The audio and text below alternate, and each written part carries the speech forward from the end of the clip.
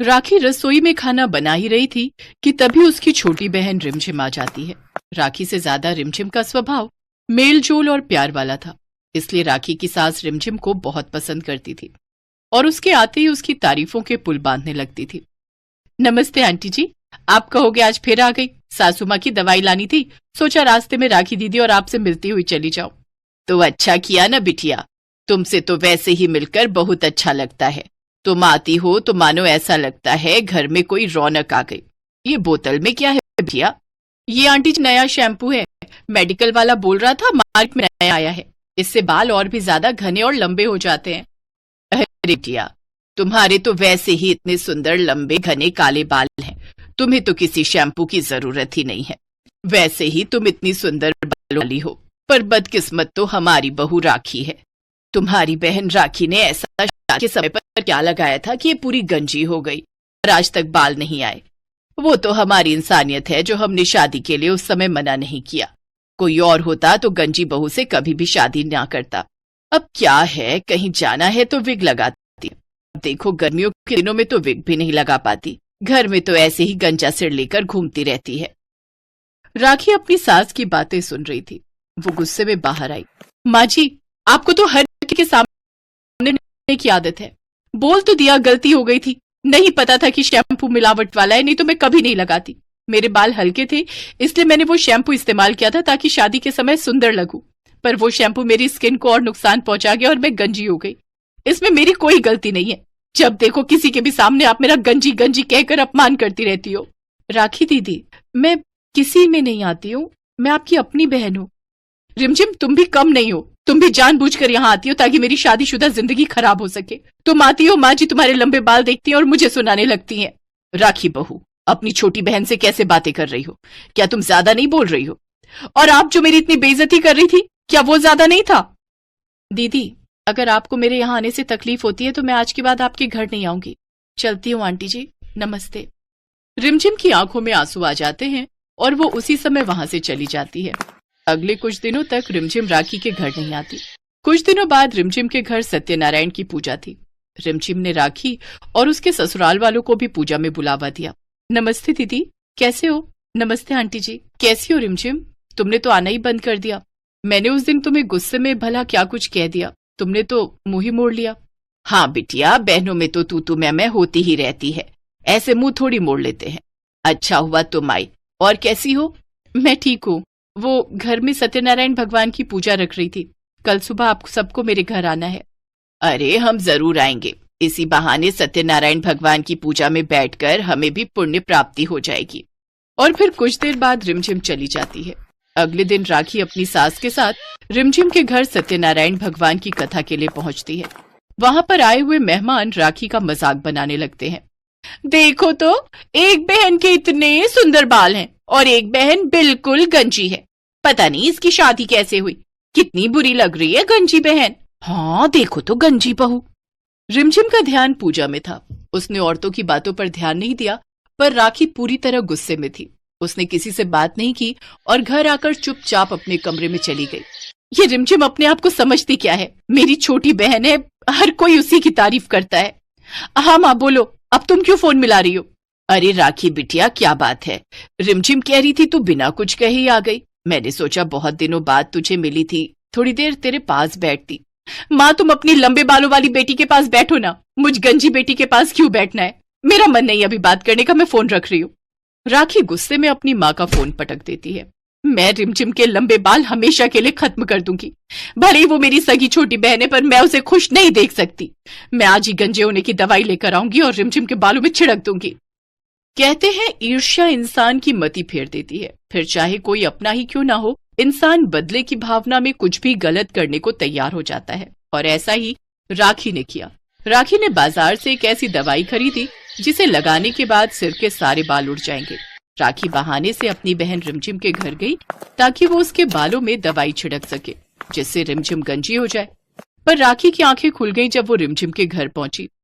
अरे राखी दीदी, आप? अच्छा हुआ आप आ गए, मैं आपको ही फोन करने वाली थी, मुझे आपसे बहुत जरूरी काम था। ये है डॉक्टर रितु, ये एक बहुत बड़ी सर्जन है जो हेयर ट्रांसप्लांट करती हैं। डॉक्टर, ये मेरी बहन राखी, जिनके बारे में मैंने आपसे बात की थी। डॉक्टर राखी से बात करती है। राखी कुछ देर तक डॉक्टर को सुनती रही। उसने सारी बातों को समझा। आप सच कह रहे हो डॉक्टर? मेरे सिर पर बाल फिर से आ जाएंगे? मेरा गंजापन दूर हो जाएगा? हाँ हाँ बिल्कुल, आप चिंता मत कीजिए। मैंने बहुत से लोगों का गंजापन दूर किया है, उनका हेयर ट्रांसप्लांट किया है। मैं आपके गंजेपन को दूर करने की पूरी कोशिश करूंगी। राखी को अपने ऊपर बहुत शर्मिंदगी महसूस हुई। कहाँ वो अपनी सगी बहन को गंजा करने के बारे में सोच रही थी, उसके सुंदर बाल हटाने के लिए सोच रही थी, और वही छोटी बहन अपनी बड़ी बहन के बारे में भला सोच रही थी। कुछ दिनों बाद राखी के हेयर ट्रांसप्लांट का कोर्स पूरा हो जाता है और उसके सिर पर बाल आ जाते हैं। उसका सारा गंजापन दूर हो जाता है। राखी के बाल देखकर सब बहुत खुश होते हैं। अब उसके भी बाल रिमझिम के बालों की तरह लंबे और घने हो गए थे और राखी के दिल से अपनी बहन के लिए सारी नफरत भी चली गई थी।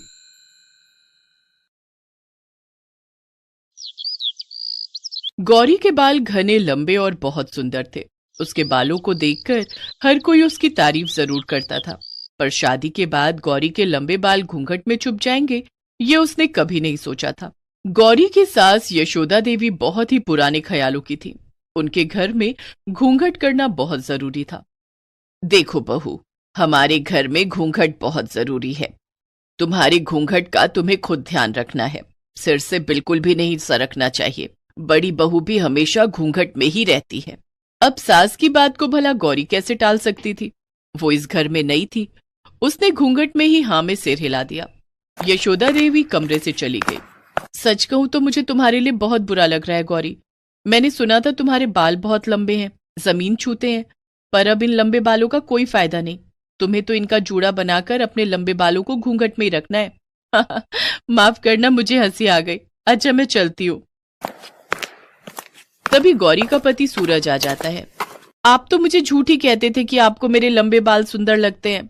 अब देखो ना, मेरे ये लंबे बाल तो घूंघट में ही रहते हैं। आप तो बेकार ही तारीफ करते रहे। मेरे बाल तो अब हमेशा घूंघट में ही रहेंगे। तुम खुश नहीं हो ना गौरी मुझसे शादी के बाद? सूरज थोड़ी उदासी के साथ ये बात कहता है। नहीं नहीं, ऐसी बात नहीं है। मैं तो बस इस घूंघट की वजह से, वो मेरे लिए ये सब नया है ना, इसलिए थोड़ी परेशान हो रही हूँ। मेरी वजह से आप अपना मन खराब मत करो। मैं इस शादी से बहुत खुश हूँ। उस समय गौरी ने बात को संभाल लिया ताकि सूरज को किसी बात का बुरा न लगे, पर यह सच था कि गौरी हर समय बालों को बांधकर घूंघट करने में बहुत तंग आती थी। जरा सा भी गौरी का घूंघट सिर से हटने लगता तो उसकी सास उसे टोक देती। गौरी बहू, मंदिर जाने के लिए सब तैयार हो गए हैं, एक तुम हो कि इतनी देर लगा रही हो। गीले गीले बालों में जूड़ा बांधना पड़ता है। माँ जी आवाज लगा रही है, क्या करूं? माँ जी, वो आज गौरी ने सिर धोया था, बाल सुखा रही है। मुझे लगता है उसे तभी देर हो गई। अब इतने लंबे बालों को समेटना भी तो कितना मुश्किल है, वही समेट रही होगी। बस आज सिर धोना जरूरी था। जब पता है कितने लंबे बाल हैं तो सिर को एक दिन पहले धो लेती। पता नहीं आजकल की बहुएं बड़ों की बातें कब मानेंगी। अब जाओ और बोलो ढंग से घूंघट करके आएगी, मंदिर में बहुत से लोग होते हैं। गौरी जल्दी जल्दी गीले बालों को बांधकर जूड़ा लपेट लेती है और सिर पर पल्ला कर लेती है। अक्सर ही गौरी को ऐसी परेशानियों को झेलना पड़ता था। एक दिन सब औरतें एक संगीत समारोह में इकट्ठी हुई, जिसमें यशोदा देवी और दोनों बहुएं भी गईं। गौरी बहू, ध्यान दो, पैर छूने में तुम्हारा घूंघट सिर पर रहना चाहिए। संगीत समारोह में जरा सा भी हटा तो सबके बीच में बात बनेगी। देखो बड़ी बहू ने कितनी चिमटी लगाई है, उसका घूंघट जरा सा भी नहीं खिसक सकता। ये क्या, तुम एक ही पिन लगाकर आ गई हो? जरा सी देर में तुम्हारा घूंघट हट जाएगा और जूड़ा खुल जाएगा। अरे यशोदा बहन, आओ आओ, आज तो नई बहू भी आई है, सुंदर लग रही हो बहू। गौरी बहू, इनके पैर छू लो, इन्हीं की पोती की शादी है। हमने तो सुना था छोटी बहू के बाल बहुत लंबे हैं, पर घूंघट में तो कुछ दिखाई नहीं दे रहा। अरे मैंने ही कहा है बहू से, वो क्या है ना, घूंघट में बालों को नजर नहीं लगता। ठीक ही है, बहुओं को घूंघट में रहना चाहिए। सब औरतें गाने बजाने में लग जाती हैं। कभी बच्चों के साथ खेलते हुए एक बच्चा जो उसी फंक्शन में आई एक महिला का था, वहीं पास में बने कुएं में गिरने लगता है। मम्मी, मोहित कुएं में गिर गया। उसने कुएं में ईंट को पकड़ा हुआ है, वो पानी में गिर जाएगा। क्या? मेरा बच्चा, मेरा मोहित कुएं में गिर गया। मोहित, मोहित! सब औरतें चिल्लाने लगी। किसी को भी कुछ समझ में नहीं आ रहा था। तभी गौरी दौड़ती हुई कुएं के पास जाती है। उसके पास अब एक ही रास्ता था।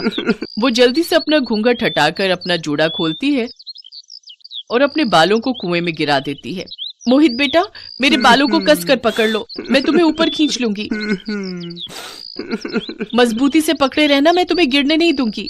गौरी के बालों में भयानक दर्द हो रहा था, फिर भी उसने कोशिश से मोहित को कुएं से बाहर खींच ही लिया। सब औरतें गौरी को देख रही थी। गौरी के बहुत सारे बाल टूट चुके थे, पर मोहित ठीक था, इस बात से गौरी को तसल्ली थी। गौरी बहू, आज तुम्हारे लंबे बालों की वजह से मेरे बच्चे की जान बच गई, वरना हम सब तो कुछ नहीं कर पाते। तुम्हारा बहुत बहुत शुक्रिया गौरी, तुम बहुत साहसी हो।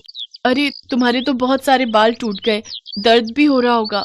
कोई बात नहीं, मैं थोड़ा गरम तेल लगा लूंगी तो ठीक हो जाएंगे। और फिर बालों का क्या है, टूट गए तो कोई बात नहीं है, दोबारा आ जाएंगे। क्षमा करना माँ जी, वो मोहित को बचाना बहुत जरूरी था, इसीलिए मैंने घूंघट। रहने दो बहू, घूंघट करने की कोई जरूरत नहीं है, तुम्हारे बाल ऐसे ही अच्छे लगते हैं। अब से तुम घूंघट नहीं करोगी, अपने बालों की चोटी बनाओगी। क्यों, मैं सही कह रही हूँ ना? हाँ, तुम्हारे बाल बहुत सुंदर हैं, इन्हें तुम ऐसे ही खुला छोड़ो। आंटी के बाल तो बिल्कुल रस्सी जैसे हैं, मैंने पकड़कर ऊपर आ गया, नहीं तो मैं कुएं में गिर जाता मम्मी। मेरा बच्चा। सब औरतें गौरी की बहुत तारीफ करती हैं। उस दिन के बाद गौरी ने बालों को घूंघट में छुपाना बंद कर दिया। वो अपने बालों की सुंदर चोटी भी बनाती और उन्हें खुला भी छोड़ती। अब उसे लंबे बालों के लिए कोई रोक टोक नहीं थी। यशोदा ने अपनी दोनों बहुओं को घूंघट के लिए मना कर दिया। सच तो यही है कि इज्जत और सम्मान व्यक्ति के व्यवहार और बातों में होना चाहिए। व्यक्ति का व्यवहार ही उसके चरित्र को महान बनाता है।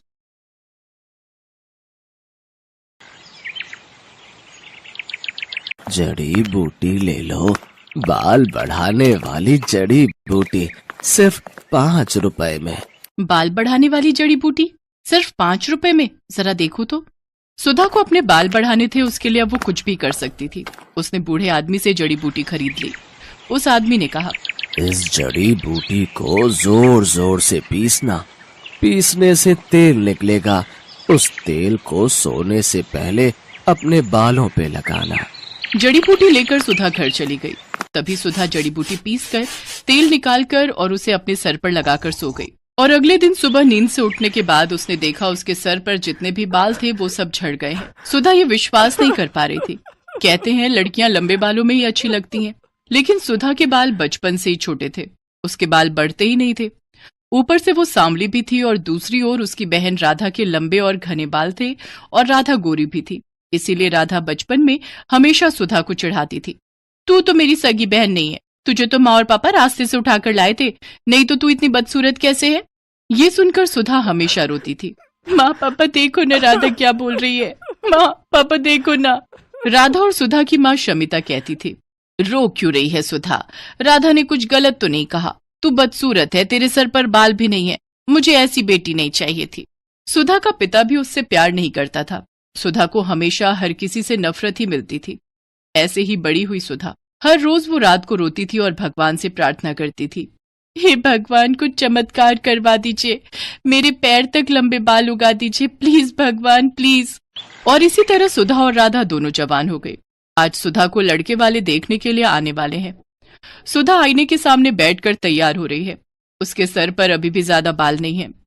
वो आईने में अपने आप को देख ही रही थी कि तभी उसकी माँ आ गई और ताने मारना शुरू कर दिया, यहाँ ऐसे बैठे रहने से कुछ नहीं होगा, जल्दी जल्दी करो, नहीं तो ये लड़का भी हाथ से चला जाएगा।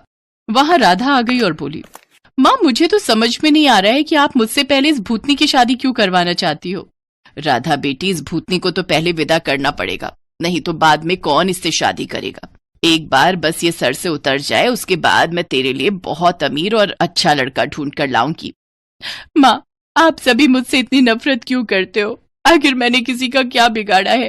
तेरे सर पर बाल नहीं है सुधा, तू बदसूरत है बदसूरत, तू मेरी बहन कहलाने के लायक नहीं है। थू। सुधा रोने लगी। वो पूरी जिंदगी रोती ही आई है।